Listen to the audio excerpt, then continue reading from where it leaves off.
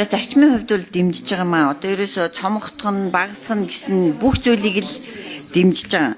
Тэгэхээр бид нар бас энэ гадны би түрүү яг асуултанд асуух байж л дээ. Гадны одоо энэ парламентуудын тэр нөгөө рэшио те харьцааг бас харсан болов уу яасан бол жишээлбэл зүгээр эндээс хальт би харахад Германы Бундестаг 736 MP-тэй парламентын гишүүнтэй мөртлөө 25-аас 30 байнга хороотой байд юм. Өөрөөр хэлбэл 27 гишүүнд нэг байнга хороо ногдож байна. Яг зүгээр механик.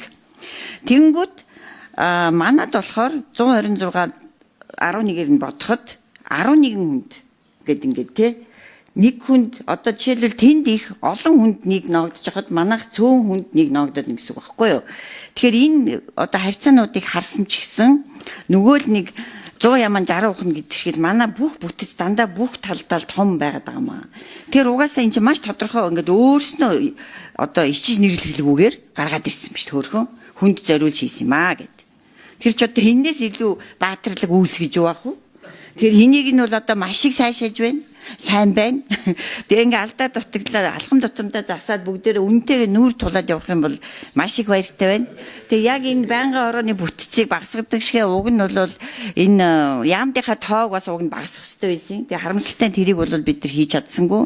Тэгэхээр аль ч утгаараа бол одоо энэ чинь маш бодитоор тэр жижиг гэх нь хайшин одоо инновац тий юуны банк оруулээ. Тэр бол ерөөсөй баргийн хуралдаж чаддгүй юм л шүү дээ. Ерөөсөй хизээч юу нь хуралцахгүй. Ажил дээр. Тэр энэ чи бодит практик дээр тэр функц тэр одоо банк орж ажиллахгүй байгаа байхгүй юу. Тэгэхээр хаа нэгтээ өөр газар авчиж тэр нь тий одоо өөр сонирхолтой хүмүүс нэгдэж тэрийг ажилуулахгүй бол бүр ингээд нэг сүрхий тусад нь байлгасны гороор баг нөгөөдг нь ажилдгүй юм банк ороод байгаад байна. Тэгэхээр энийг бол маш одоо баяртайгаар дэмжиж байна. Тодорхой хэмжээнд хөрөнгө санхүү хэмнэгдэж байгаа эсхийг уг нь асуух хэрэгтэй байсан. Тэгээ түрүү ариун цай гишүүн бол үгэндээ маш тодорхой хэлсэн л дээ 3-3 байнга ороо байхгүй болно гэдэг чинь тодорхой хэмжээнд бол ажлын албанд байхгүй болж जैन татан богдож जैन гээд ямар ч байсан багч чадахгүй санхүүгийн хувьд бол бас хэмнэлт үүсэж байгаа гэж найдаж байгаа учраас би бол дэмжиж байгаа маа баярлалаа.